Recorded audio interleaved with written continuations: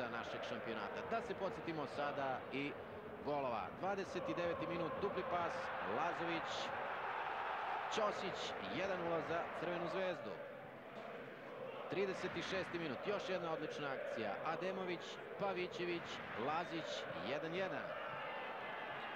Međutim, u drugom poluvremenu 4 gola fudbalera Crvene zvezde potpuno su razbili odbranu Slobode. Lazović je postigao, čini mi se, najznačajniji gol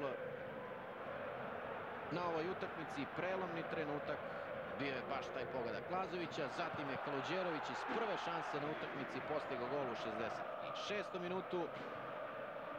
Posle akcije Koramana lopta je stigla do Borhe.